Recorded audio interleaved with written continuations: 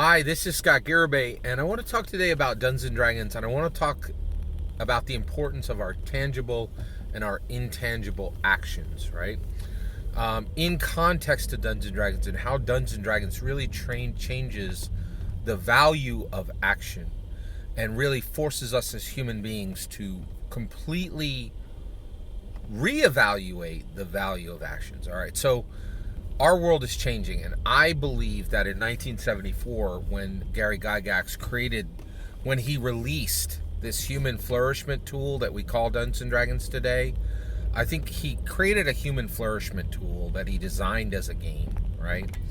In my humble opinion, that's what he did. And the reason why was I think he saw where we were going, right? So one of the things that's happened is the internet, right?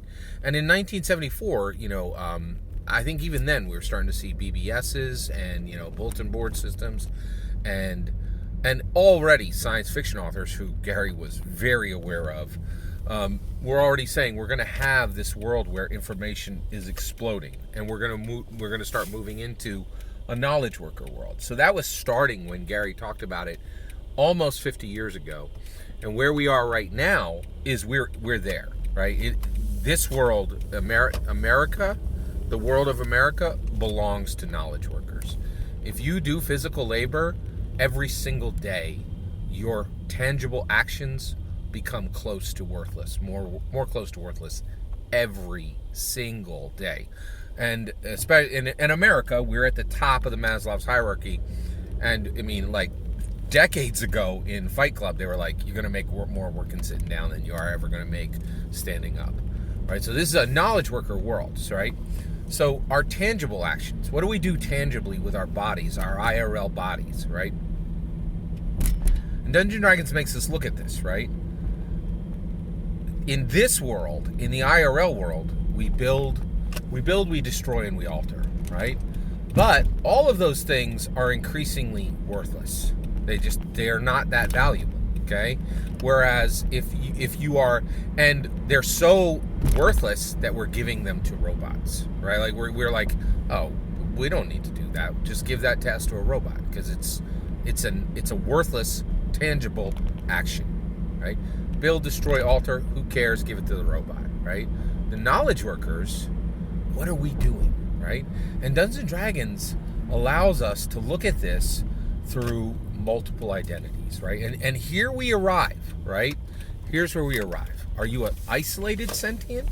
Are you some sad sack human who lives one life, the life you were given when you were born, right? Or are you manifold sentient, the gift that was given to you by Gary Gygax, right? If you're a player, you live 100 lives. If you're a dungeon master, you live 1,000 lives, right? You have 1,000 sets of memory. You have 1,000 sets of sensations. You have 1,000 sets of emotions. Yeah, okay. And then let's look at it, right? So let's go back to the IRL. As what are our intangible actions? There are 3. We have emotions, and the action there is feel. Okay. We have intellect, and the action there is think. And we have spirituality, and the action there is worship. Okay. And you're like, wait, Scott. That's not proven. Well, it's a cute little noise you have there, right? But Gary Gygax said, no, we're not playing that game, right? He's like, in Dungeons and Dragons, there is no question of whether the gods are real or not, right? This, Grey Hall, all the greatest settings, right? And especially the settings that have been revived and are here for, right now, the settings that matter are here, right? Dark Sun has been left behind. There's a reason it doesn't exist in modern Dungeons and Dragons, right? Every other setting is the gods are real. You are a spiritual being. And I think that was very on purpose, right? Pantheons were, deities and demigods were one of the first D&D canon artbacks written. And not only did it say, hey, here's every Dungeons and Dragons god, but it's like, we're even going to take some of your American gods, some of your African gods, some of your Asian gods. We'll span the globe and we'll stat them, right? And so basically, Gary insisted that you look at yourself that you look at your intangible actions, right? Your emotions you feel, your intellect you think, your spirituality you worship, right? And what he was saying is he knew then, right? And this is why magic users are so much more powerful in the game, right? And why fighters are struggling to keep up. And especially why modern Dungeons and Dragons has so much magic, because they're saying, hey, we know you are a feeling, thinking, worshiping being, right? And we know this IRL is hard, so we don't want you to suffer anymore in isolated sentience. We want you to have manifold sentience. We want you to have 100 lives to figure out what the best options are for your IRL, right? Like, if you struggle to talk to people, well, you can do that in Dungeons and Dragons, and you can fail 10 times, right? And your dungeon master is going to walk you through how to speak to a merchant, how to speak to someone of the opposite gender, how to speak, and not only will your dungeon master exhibit these things in how non-player characters talk to non-player characters, but fate itself will be included, right? And if you normally suck at talking to merchants, or if you normally suck at making a public speech, right, the dice can help you succeed. You have a chance, right? And it's pointing right back at you, saying, you can roll the dice, you can speak publicly, you can fail, it's okay, right? And anything you want to try, you can try it in D&D first without a significant consequence, with consequences that are bounded in imagination. And imagination becomes your armor, right? And you can iterate and do IRL abstract modeling of life right here, right? And you could do it in 20 different settings that are amazing, right? And so I think Gary really knew where we were heading, that our tangible actions, build, destroy, alter, would increasingly every single day be close to worthless. Pennies on the dollar.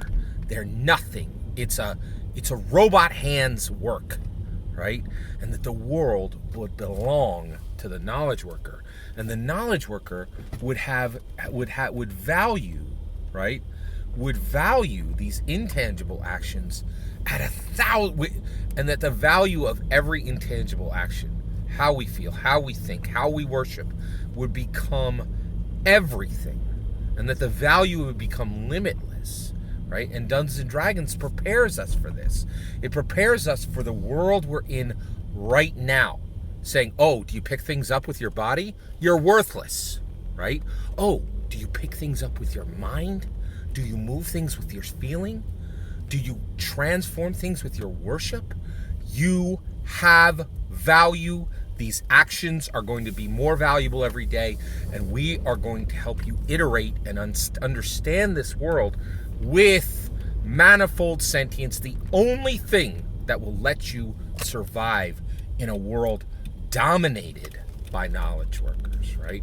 And so while people are still running around throwing balls through hoops and, kicking them over gold stands and nonsense like that, Gary was like, let me get you ready for the world that is emerging, right? The world where build, destroy, alter is a meaningless chore done by a robot arm, right? And where the real transformation is always emotion, intellect, and worship, right? And so that's where we arrive. That's where we land, right? And Gary helped us. He helped us get ready. He positioned us for this new world. And this is why Dungeons and Dragons is so incredibly important. And its value is the most valuable secular thing ever created. No two ways about it. It's incredible, right? And it's exciting, right? And so, and I do want to close this, right? If you work with your physical body, right, you do have my sympathy, and I am thankful for the things in this world that are still created by you, right? But Dungeons and Dragons may be a way for you to start to transition into more valuable actions, right? The intangible is so much more valuable than the tangible, and we see this exodus from the tangible actions to the intangible actions because they are simply more valuable across the board. Every word of that is my humble opinion. What's important is when I get to hear your humble opinion, when you get in the comments and send your traffic. Please consider liking and subscribing, and have a wonderful millennium.